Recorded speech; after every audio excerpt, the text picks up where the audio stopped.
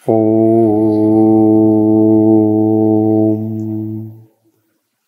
नमः सिद्धेभ्यः। ॐ नमः सिद्धेभ्यः।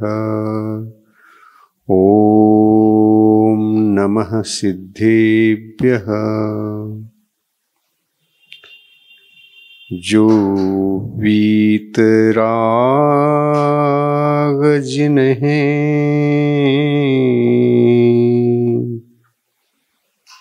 जो वीतराग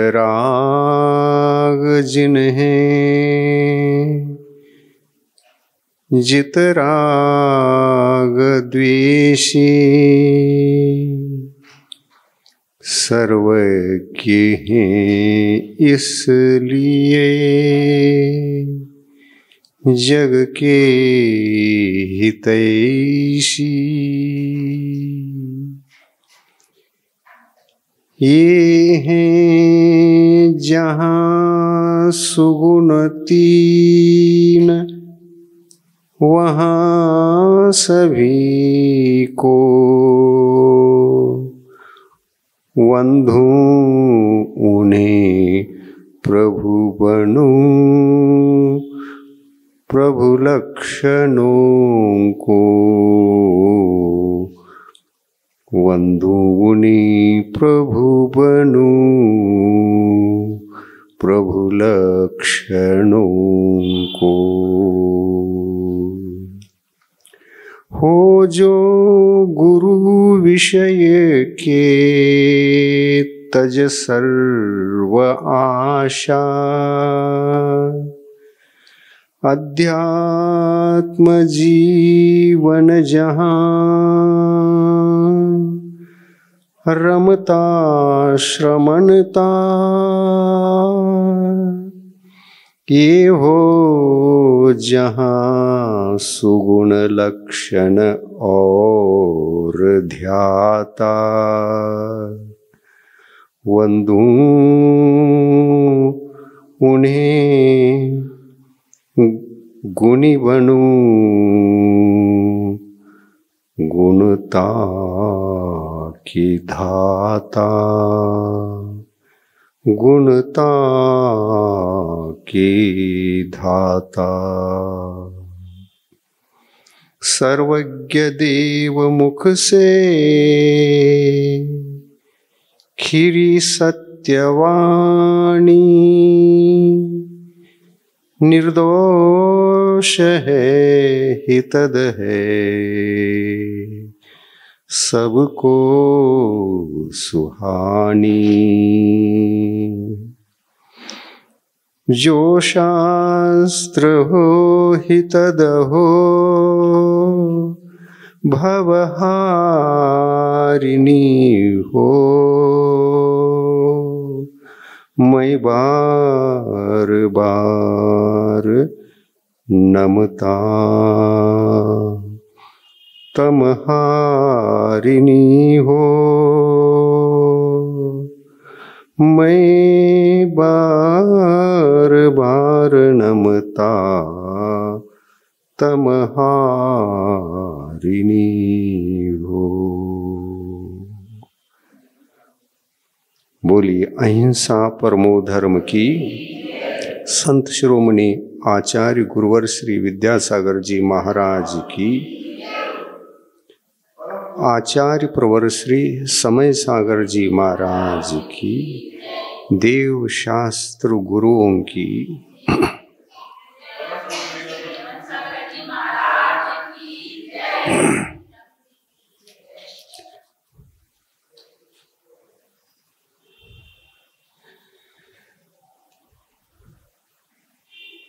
जैन धर्म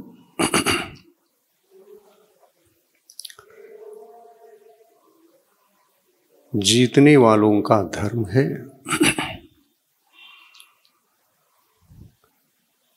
और इसको समझकर जो जीना चाहता है धर्म का स्वरूप जानकर वो जैन धर्म को जीने के लिए पात्र बन जाता है। जीना है, जीने की आशा है,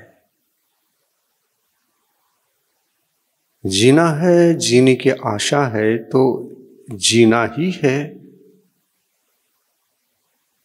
क्योंकि जीवन को निरर्थक व्यर्थ जाने नहीं देना है। और इसलिए जीने की आशा है, जो सही है उसको जीना है, जो गलत है उसको जिएंगे तो मनुष्य पर्याय व्यर्थ हो जाएगी, और व्यर्थ होने से जी करके भी उसका रिजल्ट शून्य रहेगा। हम ये नहीं चाहते, जीना चाहते हैं। तो जीने से पहले क्या जीना है, किस लिए जीना है, कैसे जीना है,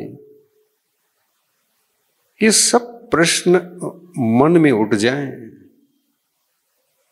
तो ही हम जैसा जीना चाहते हैं वैसा जी सकने का मार्ग उपलब्ध होगा।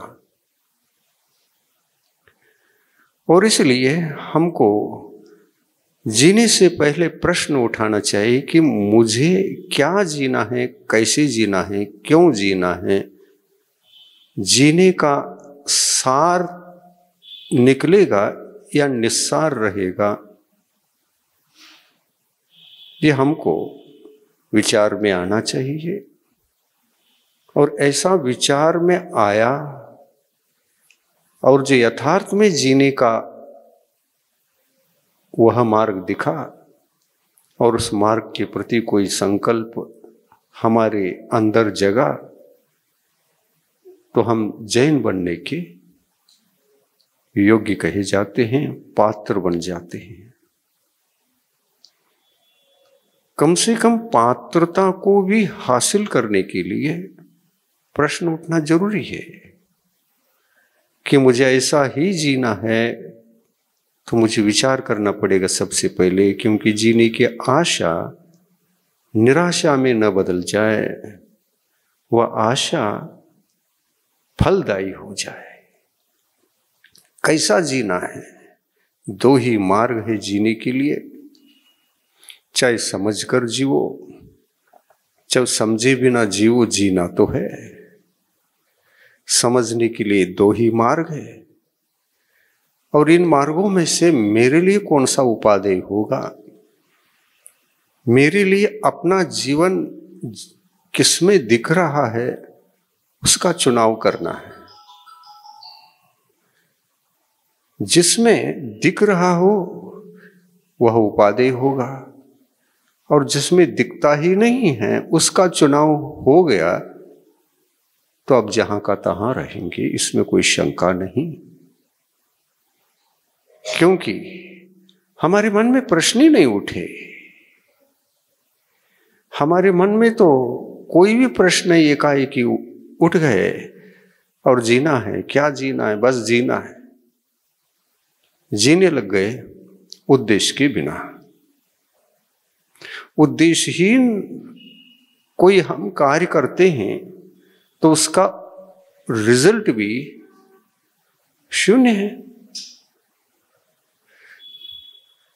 मुझे पूर्व को चलना है या पश्चिम को, हमने सोचा ही नहीं, बस चलना है, चल पड़े। कहाँ जा रहे हैं पता नहीं, कोई पूछे क्या कहोगे, कहाँ जा रहे हो, पता नहीं, पता नहीं और जा रहे हो, पागल तो नहीं हो। जिसका पता नहीं लगाया, पता लगाए बिना ही आप चल रहे हैं, और प्रश्न पूछने पर बस मैं चल रहा हूं, जा रहा हूं, कहां मुझे पता नहीं, तो इसका रिजल्ट रहता है क्या? नहीं है ना। बस चलने की क्रिया रहेगी, उससे कोई मतलब ही नहीं है। तो ऐसे कार्य भी कभी जीव के द्वारा होते हैं। और इन कार्यों से भी हमारा जीवन व्यर्थ जाता है। कोई कार्य कर रहे हैं तो उद्देश्यहीन बन करके करेंगे तो वो भी व्यर्थ, और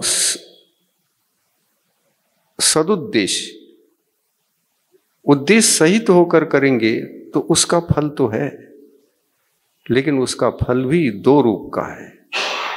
कर रहे हो, सार्थक कर रहे हो या निरर्थक कर रहे हो, वो निरर्थक भी नहीं और सार्थक भी नहीं है, तो नीचे का जीवन जी रहे थे उद्देश्यहीन होकर। लेकिन उद्देश्य पूर्वक जीने का कोई प्रयत्न और पुरुषार्थ कर रहे हैं, लेकिन उसका दो स्थितियां बनती हैं। एक स्थिति, मैं किस लिए जी रहा हूं और उस जीने का फल किस तरह से है, वो मेरे लिए हितकारी है कि अहितकारी, ये विचार करता है। और विचार करने वाला ही जिसका फल बुरा हो उसको त्यागता है, और जिसका फल अच्छा हो उस पर चल पड़ता है।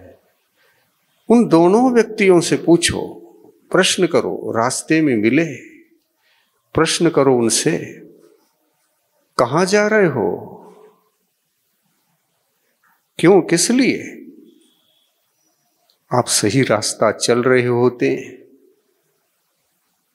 तो आपका जो उद्देश्य सही का होता है वही बता पाओगे। उद्देश्य सही है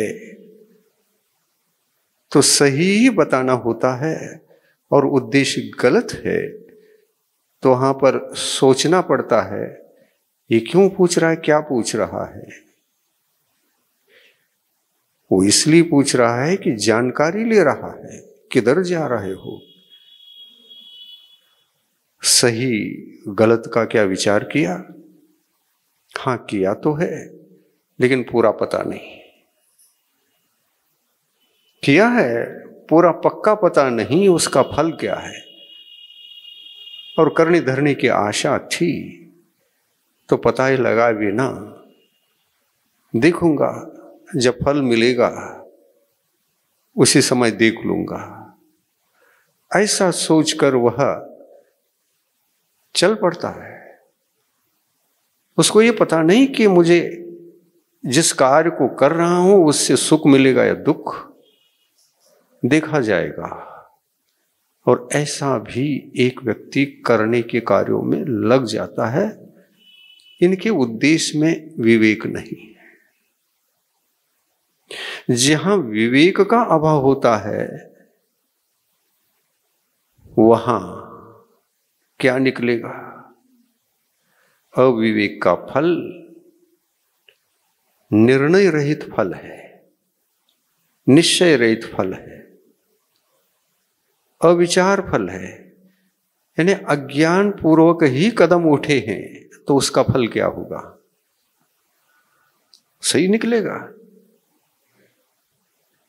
अज्ञान पूर्वक सोचे समझे बिना बाद में देखा जाएगा, यही कहकर चल पड़े थे। और रास्ते में पूछा गया, वो तो तुमको देख रहा था, आखिर जा भी रहे हो तो उद्देश्य क्या है, किधर जा रहे हो, क्या सिद्ध करना है? तो कहता है पता नहीं, जब कार्य घटित होगा तभी देख लेंगे। और यह अविवेकपूर्ण पुरुषार्थ जब फल को दर्शाता है तो अविवेकपूर्ण कोई भी भूमिका बनकर अविवेक से संपन्न होता है, वह व्यर्थ होता है। उसका फल तो है लेकिन पाप है।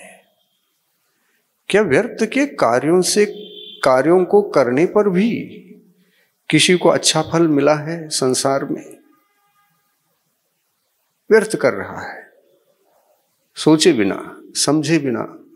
पहला करा, फिर बाद में देखेंगे, जब रिजल्ट निकलेगा बुरा ही निकलेगा। जब रिजल्ट निकलेगा बुरा ही निकलेगा। फिर पाता है अरे ये तो बुरा निकल गया, मैंने जल्दबाजी की, मैंने विवेक जगाए बिना चल पड़े, और अविवेक का फल, अज्ञान का फल, अज्ञान का पुरुषार्थ, सारा का सारा श्रेय अशुभ को पैदा करके अशुभ का फल ही देगा। तो जीव को जब जब इस प्रकार अविवेक से कार्य घटित होते हैं, उस अविवेक फल पूर्वक होने वाले कार्य भी हमारे लिए सुखदायी नहीं होते। इसलिए एक कदम रखने से पहले सोचो, विवेक बुद्धि जगाओ, आखिर चाहते क्या हैं, नहीं चाहते क्या हैं, विचार करते समय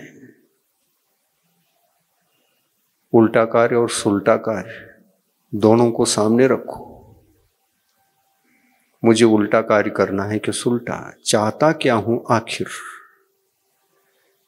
लेकिन यदि उल्टा कार्य करते हैं, कोई सोचने समझने की जरूरत नहीं, जब फल मिलेगा तब देखेंगे, इतना ही सोच के चल पड़ो, अशुभ फल ही मिलेगा, अशुभ फल ही मिलेगा। परंतु सोच के चलोगे और सही को उद्देश्य बनाकर चलोगे, मुझे सही बनना है, सही का कार्य करना है, और इसलिए करने से पहले मैं सोच के करूंगा, ये संकल्प लेकर के सोचने में लगे हैं,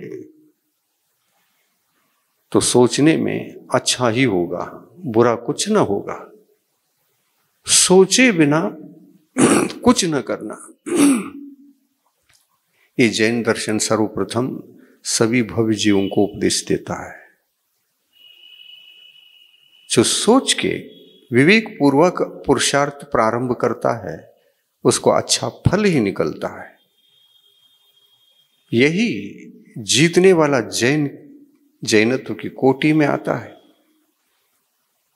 क्योंकि विचारों में जीतने का कार्य पैदा हो गया हो, जीतने का संकल्प का जन्म हुआ हो, वो संकल्प ही जीतने के कार्य को सफल बनाता रहता है।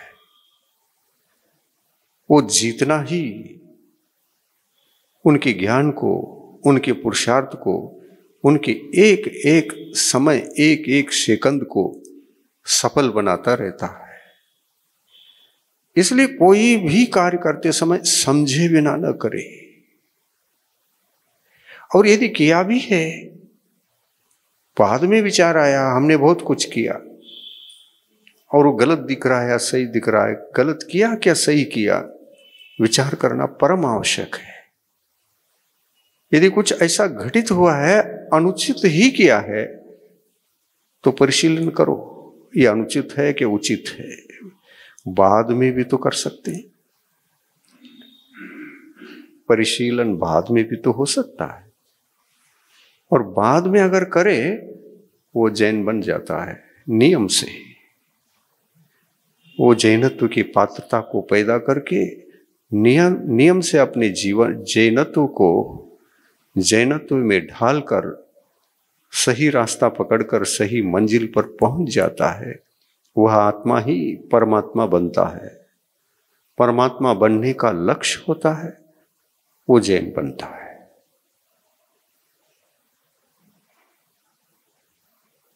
परमात्मा बनने का लक्ष्य ही नहीं, और परमात्मा बनने के जो क्रियाकांड होते हैं, जो साधन होते हैं, जो माध्यम होते हैं, उनको अपनाता है, और अपनाए गए उन माध्यमों के माध्यम से भगवान ही नहीं बनना है, तो कर भी क्यों रहे हैं? उनको अपनाया ही क्यों? इसलिए सोचो, ये किसके साधन हैं? नींबू का रस लेकर के रोटी बनाने का प्रयास किया। रस से रोटी नहीं बन सकती, और रोटी का जो माध्यम है, रोटी का जो साधन है वो आटा है। उसको माध्यम बनाओगे और लक्ष्य में रोटी है, रोटी तो नियम से बनेगी। रोटी बनाने का लक्ष्य है, लेकिन रस को लेके बैठे। 2 कटोरा रस है, रोटी खाने के लिए इसका प्रयास करूंगा, इससे रोटी बने, संभव है? नहीं। रस से रोटी बनती है या नहीं बनती है, ये तो ज्ञान चाहिए। रोटी किससे बनती है, उस वस्तु का भी परिचय चाहिए। कितने ही वस्तुओं से रोटी बनती भी है और नहीं भी बनती है। संसार में बहुत प्रकार की वस्तुएं हैं। ये वस्तु अपने अपने निमित्त से अपने अपने कार्य को ही सिद्ध करने वाले होते हैं।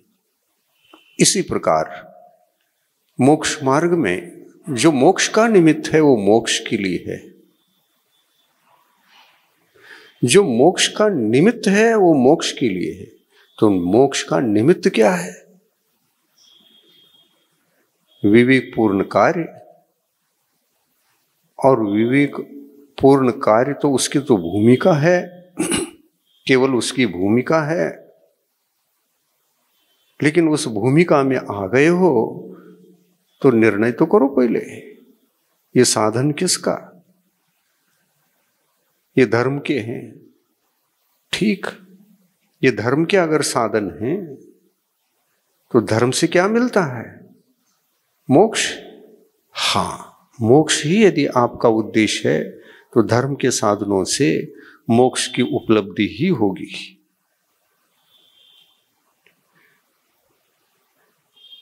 और धर्म के साधनों को उद्देश्यहीन बनाकर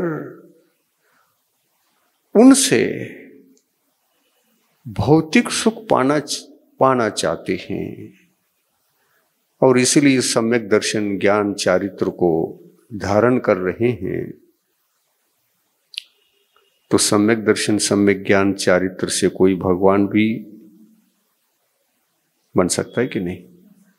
बन सकता है। तो साधन किसके थे वो तीनों? भगवान बनने के या संसार भ्रमण के? क्या अपने कामना को सिद्ध करने के लिए जो उद्देश्य बना कि मुझे सांसारिक सुखों की आवश्यकता है? परमात्मा सम्यक दृष्टि बन रहे हो, भगवान न बनोगे? नहीं, अभी तो भगवान नहीं है। ये रत्नत्रय धारण करूंगा, ये सम्यक दर्शन, ये सम्यक ज्ञान और सम्यक चारित्र मेरे लिए मेरी कामना को पूर्ण करे, ये लक्ष्य है। ये लक्ष्य है कि संसार को देगा, संसार के सुखों को उपलब्ध कराएगा। यही उद्देश्यहीनता है। ये किसके साधन है यही पता नहीं था, इससे क्या मिलने वाला है यही पता नहीं था। और वास्तव में उन्होंने सम्यक दृष्टि बनकर सम्यक दृष्टि बना, सम्यक ज्ञान धारण किया, और सम्यक चारित्र की आराधना भी प्रारंभ हो गई। त्याग तपस्या में लग गए। आप यदि ऐसा वास्तव में किए हैं संकल्प कि भौतिक सुख मिले, मुझे मोक्ष मिलने की जरूरत नहीं, परमात्मा अवस्था की सिद्धि की जरूरत नहीं, तो उस समय उद्देश्य गलत है या सही है? गलत है। किस गंतव्य पर पहुंचोगे इस सम्यक दर्शन ज्ञान चारित्र से। दूसरी बात, ये आखिर इस उद्देश्यहीन निमित्त क्या संसार सुख की उत्पत्ति के लिए ही कारण है? कहीं भी किसी ग्रंथ में ये नहीं कहा कि धर्म संसार सुखों को देता है। जैनागम ये नहीं कहता कि संसार सुख धर्म से मिलते हैं। जो धर्म होता है उससे संसार सुख नहीं। धर्म आत्मा के बंधे हुए कर्मों के आश्रव को और बंध को रोकने के साधन है। ये केवल अपने जीवन में कर्मों के आश्रव और बंध को रोकने के लिए मात्र निमित्त है और उसी के हैं, दूसरे के लिए नहीं। लेकिन ऐसे ही क्रियाओं को सम्यक तो समझकर, उसी को सम्यक ज्ञान समझकर, उसी को सम्यक चारित्र समझकर यदि आप उद्देश्यहीन होकर कामना सहित इनकी आराधना भी कर रहे हैं तो मिथ्यात्व की कोटि में आएंगे। क्रिया तो करते रहोगे, सम्यक्त्व की क्रिया भी जीवित है लेकिन सम्यक दर्शन नहीं है। और इस प्रकार से सम्यक दर्शन जीवित है। सम्यक दर्शन के जीवित होने में फिर सोचना भी पड़ेगा कि ये वास्तव में सम्यक दर्शन के साधन है या नहीं। तो साधन की कोटि में दिखाई नहीं देगा, वही होगा लेकिन नकली निकलेगा, उद्देश्य से भटकने के कारण। संसार सुखों की उपलब्धि के लिए सम्यक दर्शन की क्रियाओं को प्रारंभ कर दिया और है वो सम्यक दर्शन की उत्पत्ति के निमित्त के कारण रूप साधन। उद्देश्यहीन होने से क्या सिद्ध होता है? हमने साधनों को, एक किसका साधन है इसी का ज्ञान नहीं था, और यही ज्ञान नहीं था इसलिए रोटी बनाने के चला गया और हाथ में रस के 3-4 कटोरे हैं, 4 रोटी बन जाएंगी और मैं खा लूंगा। क्या रोटी बन सकती है? क्योंकि साधन गलत है।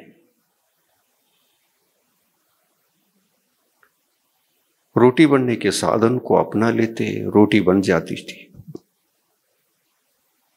तो रोटी बनाना हो तो रोटी खाने का उद्देश्य भी चाहिए पहले। उद्देश्य कौन सा रहा? रोटी बनाना। और साधन कौन सा हो गया? रस। तो रस क्या है और रोटी क्या है?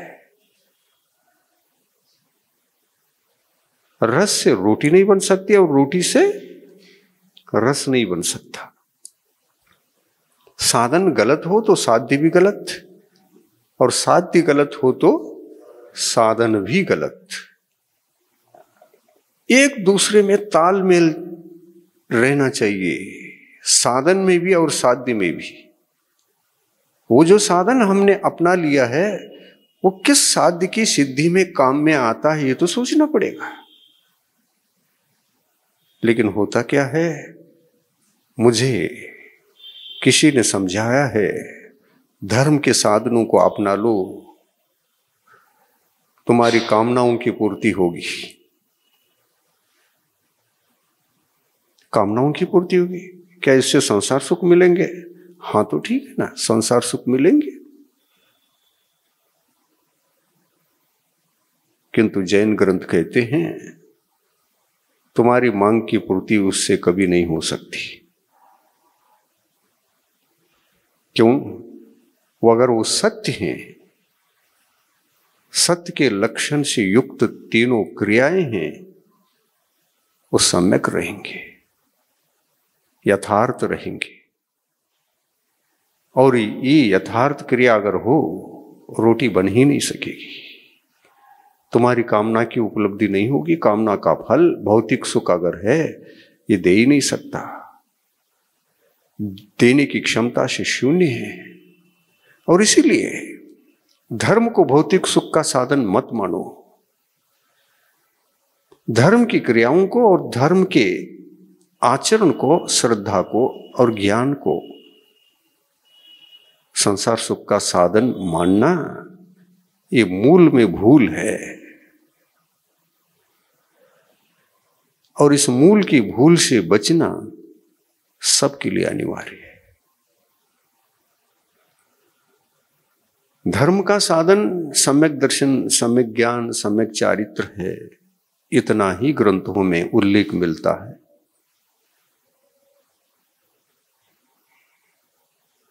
और इस धर्म की साधन वैसे तो दो प्रकार के, ये अंतरंग और एक बहिरंग।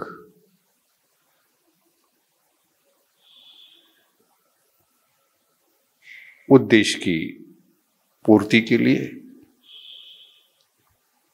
दोनों अपनाओगे, रोटी नहीं बन सकती। एक अपना लो। कौन सा, बाहर का या अंतरंग का? एक ही अपना लो, और अपनाने के बाद वो आपको मोक्ष ही दिला ना सके, वो अपना लो। और वो बाहर का होता है या अंतरंग का होता है, सोचो, थोड़ा सा सोचो, सावधानी से सोच के बताओ।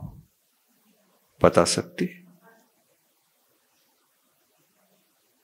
बताओ। बाहर का, अंतरंग का, दो प्रश्न हैं। हमको अपना ध्येय तो भौतिक सुख है, अपना ध्येय तो भौतिक सुख है। कर्मों का संवर, निर्जरा, मोक्ष की सिद्धि, भगवान बनने का लक्ष्य है ही नहीं, वो तो शून्य है। अगर वही होता तो ये जो साधन अपनाए गए हैं, ये साधन सभी तीनों अंतरंग भी रहेंगे और बहिरंग भी रहेंगे। और बहिरंग साधन का भी वही उद्देश्य जो अंतरंग साधन का उद्देश्य होता है। यदि आप संसार सुख पाने के लिए ध्येय बनाकर, लक्ष्य बनाकर उसका साधन बनाना चाहते हैं और उसी की सिद्धि करना चाहते हैं, तो नहीं, दोनों को नहीं अपनाना। बाहर का अपनाओ, आशाओं की पूर्ति होगी।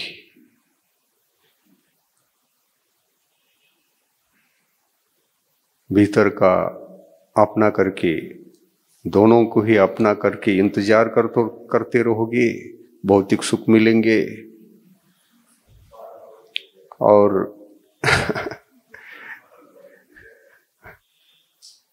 क्या होता है देखिए, ये सूक्ष्मता देखिए। सम्यक दर्शन, ज्ञान और चारित्र जो सम्यक हैं, उनको अपनाया है। क्या वो सम्यक दर्शन, सम्यक ज्ञान, सम्यक चारित्र तीनों का ऐसा नामकरण है, समीचीन है वो? क्या वो समीचीन तीनों धर्म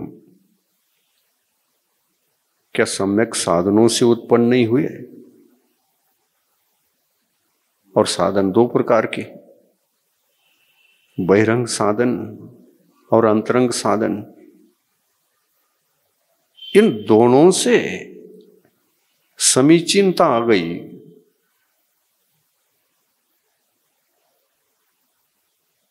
या एक के ग्रहण करने से ही समीचीनता आ गई? दोनों से। तो मूल में भूल होगी। भूल करके भी अंतरंग को मत अपनाओ, वो सही उद्देश्य है। अंतरंग साधनों को अपनाओगे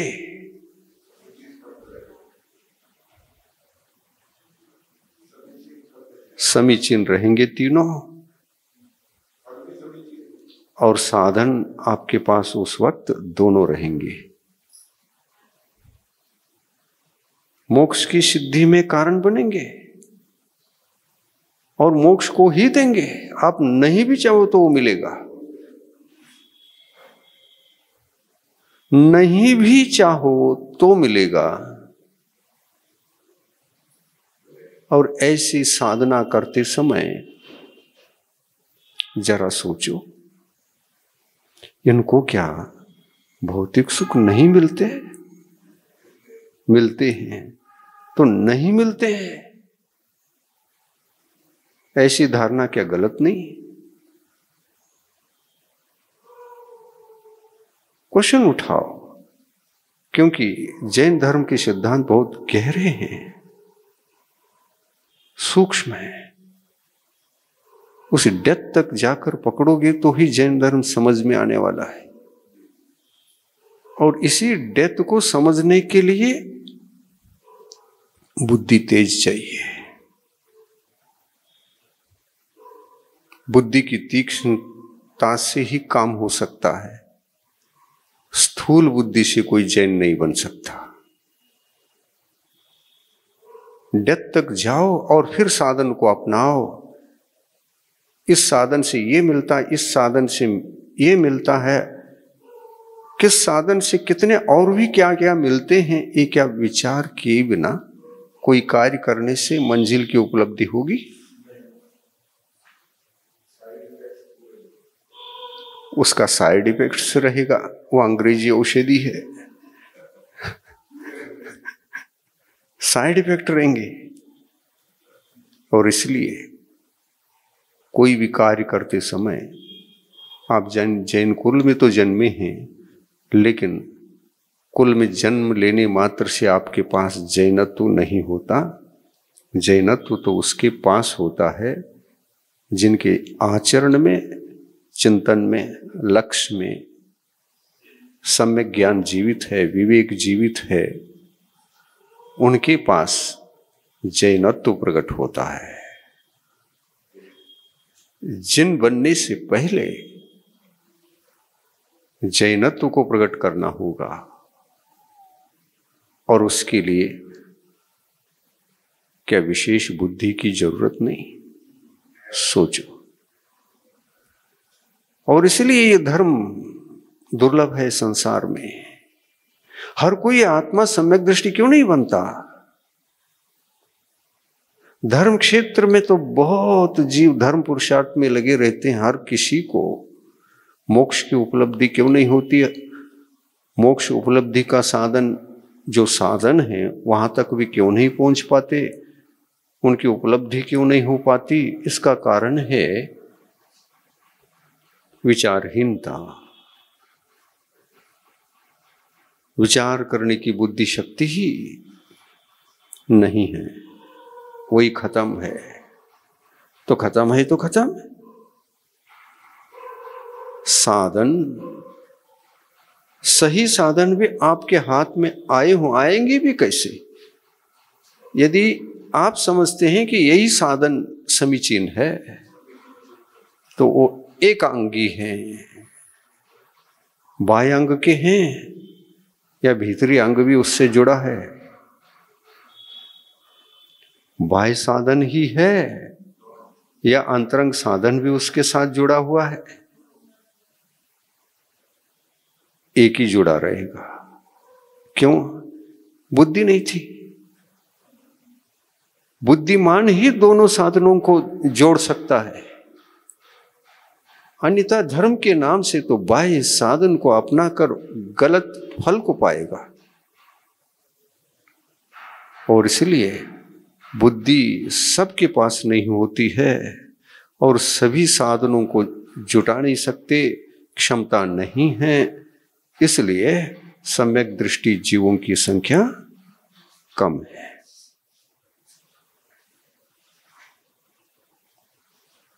और इस तरह से हम भी कई बार जैन कुल में जन्मे और धर्म के नाम से क्रियाएं की, लेकिन भावहीन क्रियाएं हमको जैनत्व की उपलब्धि के लिए, उस साधन को पाने के लिए ही निमित्त नहीं बने, तो फिर हम जैन भी कहां बने हैं? धर्म के नाम से बहुत कुछ करना सरल है, फिर नाम के लिए, नाम मात्र से उनको करते जाते हैं, लेकिन बुद्धिहीन होकर किए जाने से, वो अंतरंग साधन से रहित होने के कारण वे आपको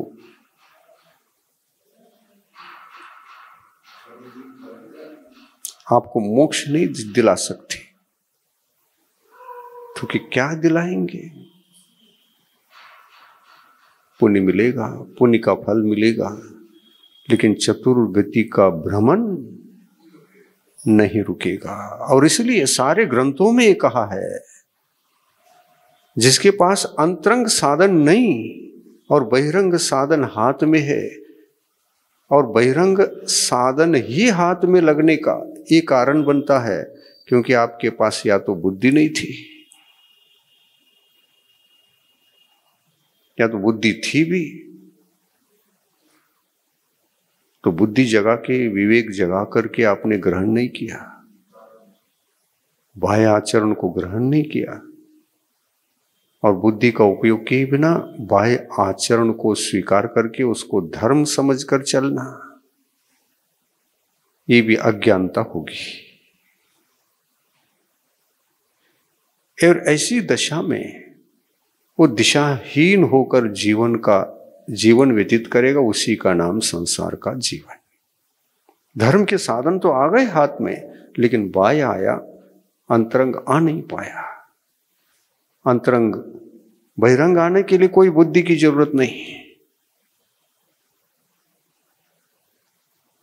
एक ही बात समझ लो, धर्म के जो बाह्य अंग रूप साधन है अपना लो, चलो, बुद्धि की जरूरत है। और बाह्य रूप साधनों को अपना करके चल पड़ते हैं तो पुण्य बंद तो होगा ही होगा, क्योंकि आप पाप से बच रहे हैं। और इसलिए बाह्य साधनों का लक्षण है वे पाप से बचाते हैं और पुण्य कर्म को संग्रहित करने में निमित्त बनते हैं।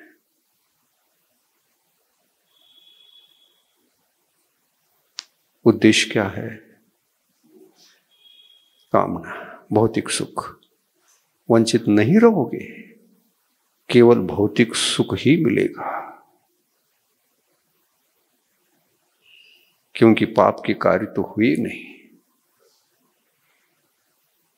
कभी नहीं हुए। भौतिक सुख मिलेंगे कि नहीं मिलेंगे इन कार्यों से, लेकिन क्या मोक्ष की रोटी इससे बनेगी?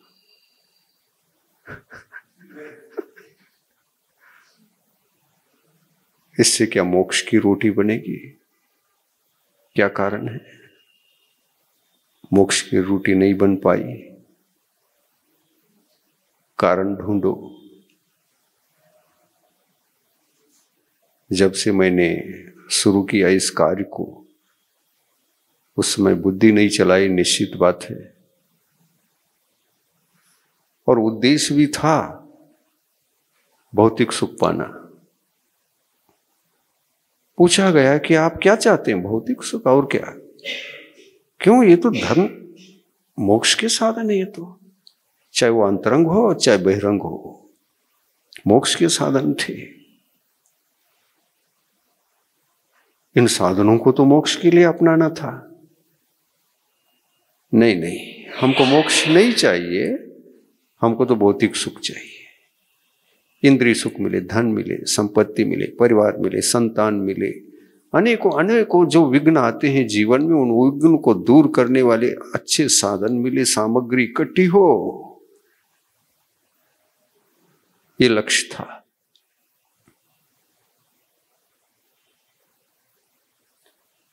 बस उसी के लिए हम ये सब कुछ कर रहे हैं।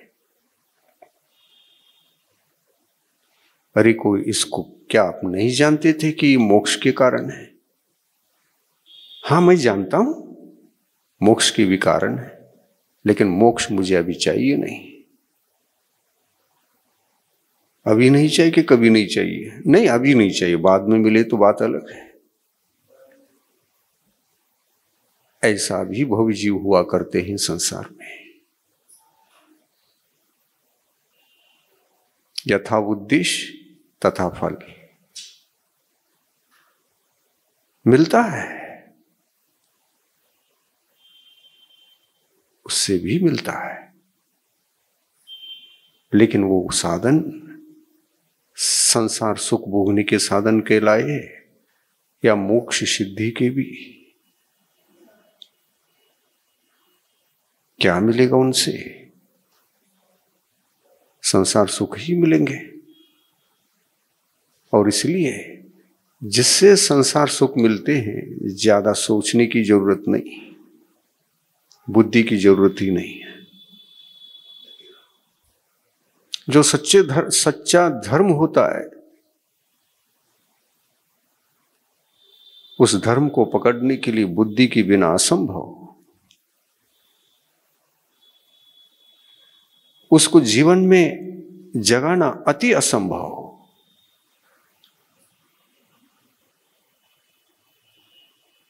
भाव धर्म को जिसके होने पर नियम से मोक्ष की उपलब्धि होती है भव्य जीवों को, वो भाव साधन है,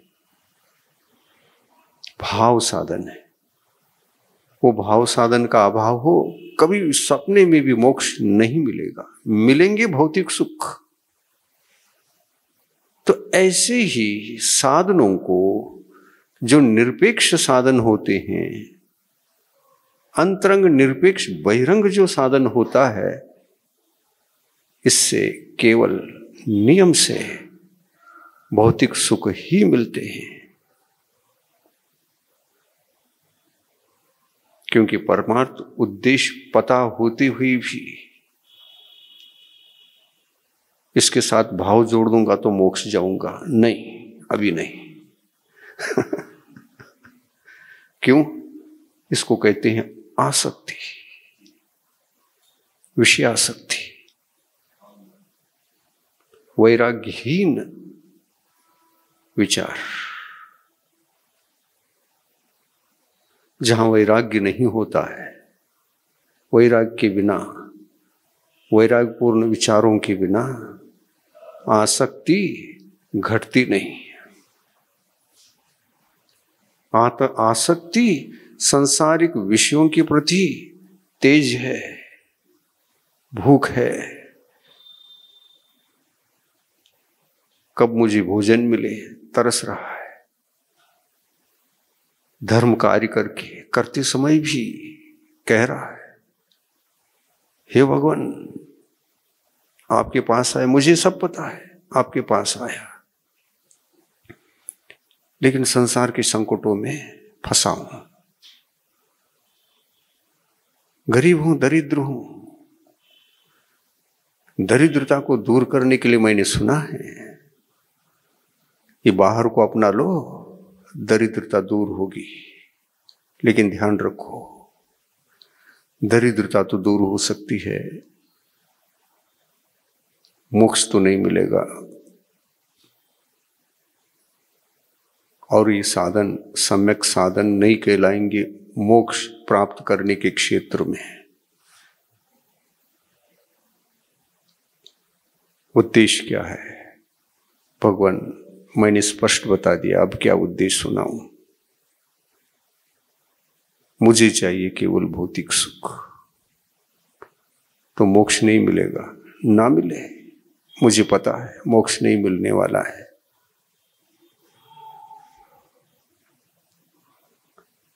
क्योंकि मोक्ष को प्रधान बना करके मैंने उद्देश्य नहीं बनाया कि मोक्ष के लिए मैं सब कुछ करूंगा। मोक्ष की उपलब्धि आप जैसे बनने की आशा इसमें जरा भी जीवित नहीं है। और उस आशा को शून्य बना करके आपके पास आया हूं। भगवान, सच्चे साधनों को अपनाऊंगा तो आप जैसे बनूंगा ही बनूंगा, लेकिन रास्ते में जब तक मैं मोक्ष प्राप्त नहीं करूंगा, स्वर्ग की यात्रा भी करूंगा ना। हाँ, बिल्कुल स्वर्ग भी जाना पड़ेगा, वो भी अनिवार्य है। वो तो एक स्टेशन है। जाना अनिवार्य। अगर मोक्ष के प्राप्ति के लिए, उस उद्देश्य की पूर्ति के लिए उसके योग्य सामर्थ्य, उपादान शक्ति यदि जग न सकी तो स्वर्ग ही जाओगे। और वह उपादान शक्ति, वो सामर्थ्य जगा, मोक्ष से बच नहीं सकोगे। समर्थ उपादान से कार्य की सिद्धि नियम से होती है, और जो मिलना चाहिए बिन मांगे मिलता ही है। समर्थ उपादान समझ करके उसको आपने ग्रहण कर लिया, उस साधन को जगा दिया, अपने अंतरंग में उस शक्ति को जगा दिया, पुरुषार्थ को जगा दिया, विशुद्धि बढ़ा ली, वो साधन उपलब्ध हो गया, मोक्ष से बच सकते हो। वो ऑटोमेटिक मिलेगा। अगर वो साधन समर्थ है, मोक्ष की आशा मत करो। समर्थ साधन से हटो नहीं, वो तो ऑटोमेटिक मिलने वाला है। बीज बोना था, समर्थ बीज को ही बोया है, जिसमें उगने की सामर्थ्य शक्ति भरपूर है, कमजोर कहीं से कहीं तक नहीं। ऐसे बीज को बो करके उसकी सेवा करके आए हो, तुम फल से बच न सकोगे।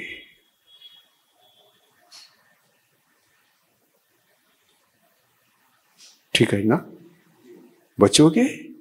1000 प्रयत्न करो, समर्थ उपादान से कार्य साधन के साध्य से आप बच नहीं सकते।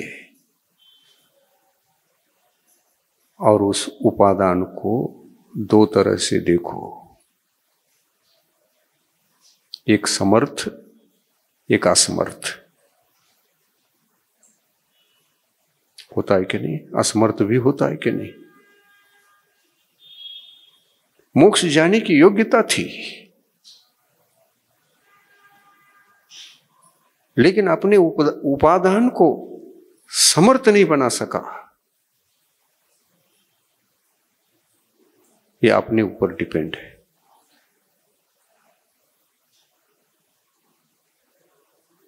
अपने ऊपर डिपेंड है कि नहीं?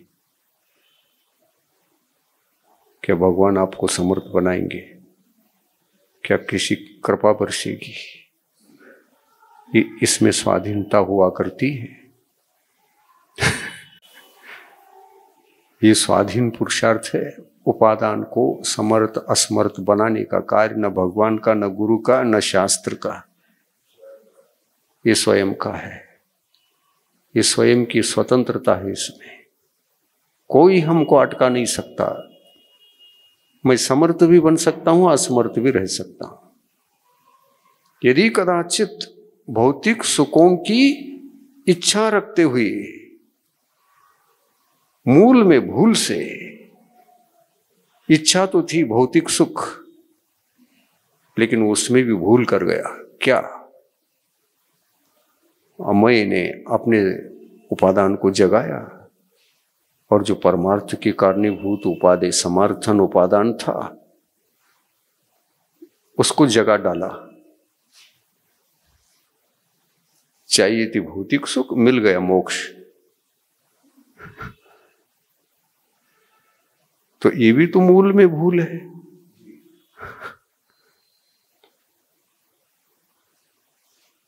उद्देश्य कुछ और था, मिला कुछ और। होता है कि नहीं होता? कदाचित मूल के भूल से ही ये कार्य घटित होते। चाहते थे संसार सुख और मिला मोक्ष,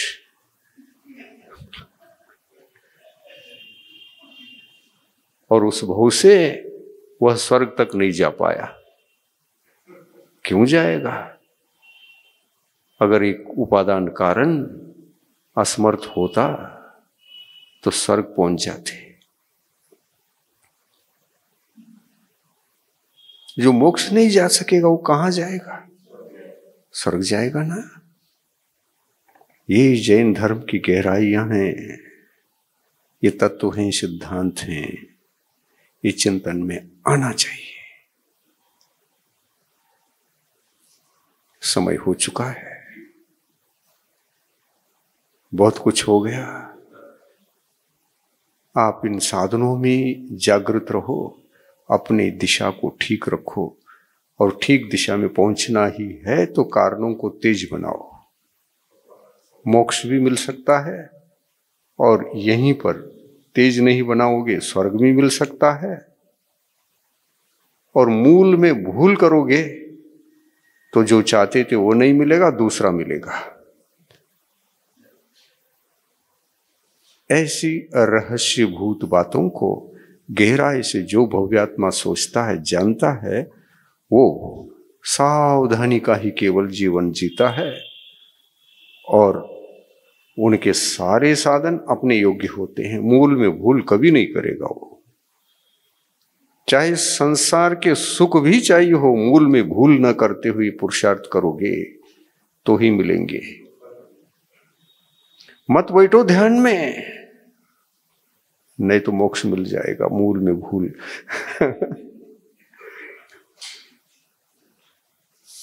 और संसार सुख ही चाहिए तो भीतरी साधनों को मत अपनाओ।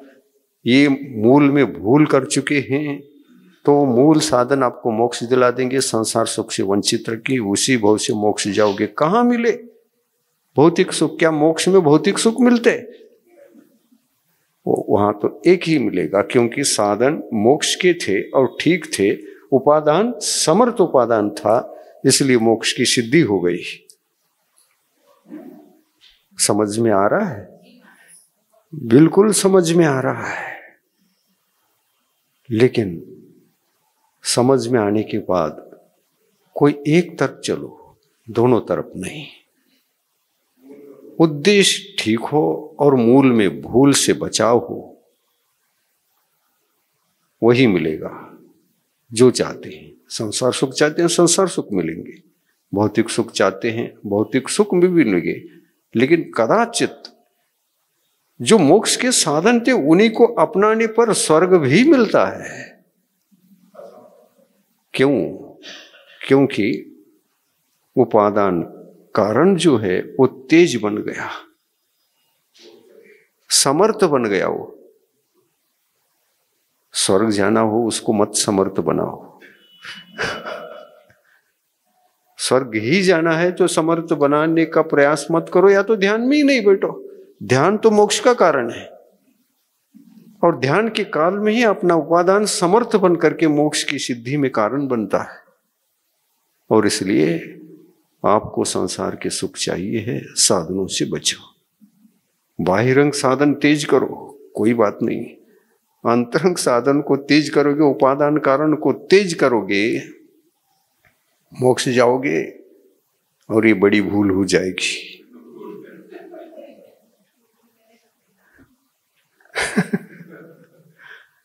रहस्यभूत बातें सुनने को मिली, ये आपका जीवन बन जाए। दोनों में मूल की भूल न रहे। जिसको जो चाहिए वो स्वतंत्र है। आप शांति धारा भी कर रहे हैं, केवल भौतिक सुख ही चाहिए, तो शांति धारा में कामना आवश्यक है। कामना आवश्यक है, और उस शांति धारा में हमको कोई सांसारिक सुख का उद्देश्य नहीं है। शांति धारा से तो शांति मिले। अगर पुण्य के उदय से समर्थ उपादान कारण मिल गए तो मोक्ष मिलेगा, बहुत अच्छा होगा। वो भी मिले तो मुझे कोई दिक्कत नहीं। और यदि इन दोनों के साथ समीचीन साधन, अंतरंग बहिरंग दोनों के साथ पुरुषार्थ करते करते मुझे कदाचित मोक्ष की सिद्धि ना हो, तो मुझे तो संसार में ही रहना पड़ेगा, और नियम से स्वर्ग का ही टिकट मिलेगा। उन परिस्थितियों में स्वर्ग मिलता है, और उन परिस्थितियों में मोक्ष मिलता है।